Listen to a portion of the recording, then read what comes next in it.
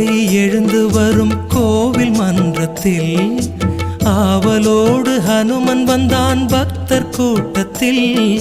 ராம கதை எழுந்து வரும் கோவில் மன்றத்தில் ஆவலோடு ஹனுமன் வந்தான் பக்தர் கூட்டத்தில். கதையை கேட்டதும் அவன் மகிழ்ச்சி கொள்கிறான்.